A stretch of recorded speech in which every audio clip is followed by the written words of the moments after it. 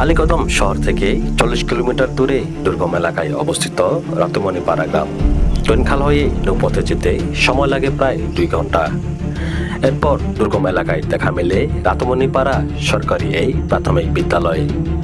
2017 সালে নির্মিত হওয়া এই স্কুলে শিক্ষার্থী রয়েছেন 60 জন ও শিক্ষক রয়েছেন অন্তত 4 জন।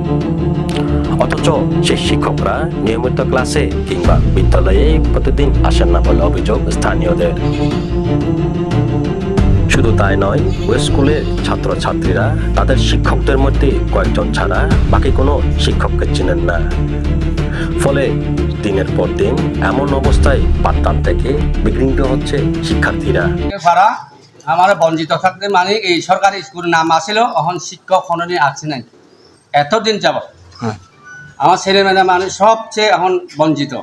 যেমন নাকি মানে দুর্গা এলাকা মানে শিক্ষা প্রতিষ্ঠান নাই, শিক্ষক নাই, ওখানে মানে আওয়াজী নানা বিভিন্ন ধরনের সরকারি মানে ওখানে টিচাররা আসেনি, আর এভাবে ছেলেমেয়েরা ঝরে পড়ে যাচ্ছে, আর এভাবে আমাদের ছেলেমেয়েরা শিক্ষা থেকে বঞ্চিত।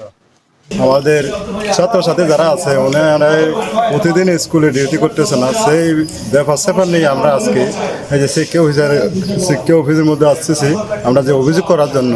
মেনকিউ মেনকপাড়া, রূপাই রামজোপাড়া, পায়াপাড়া সরকারি প্রাথমিক বিদ্যালয় সহ প্রায় 6টি বিদ্যালয়েও একই চিত্র। স্কুলে না এসেও প্রতি মাসে বেতন তোলেন সেসব শিক্ষকরা। এদিকে শিক্ষকদের অনুপস্থিতায় আলীকদমের ইউএনও বরাবর অভিযোগ করেছেন সেখানকার স্থানীয়রা। অন্যদিকে শিক্ষকদের উপস্থিতি না থাকায় তাদের বিরুদ্ধে তদন্ত করে নেওয়ার ব্যবস্থা আশ্বাস এই শিক্ষা কর্মকর্তা। ওই খিদুপাড়া যা কমচং, তারপরে তারপরে ওই রালাই পাড়াবো এই তিনটার মধ্যে আর মনে হয় সঠিক নিয়মিত নাও থাকতে পারে। আমি সরজমিনে তদন্তপূর্বক শিক্ষকের বিরুদ্ধে প্রয়োজনীয় ব্যবস্থা। আমাদের বক্তব্য হচ্ছে যদি এনডিপি স্কুলগুলো না চলে তাহলে যদি আমরা অভিযোগ পাই তদন্ত সাপেক্ষে যথাযথ ব্যবস্থা নেওয়া হবে। শিক্ষার আলো পৌঁছে দিতে হলে এসব অঞ্চলে শিক্ষকদের নিয়মিত উপস্থিত নিশ্চিত করা জরুরি, নয়তো ঝরে পড়বে দুর্গম এলাকার শিশুরা। পাহাড় টুডে, ডেস্ক রিপোর্ট।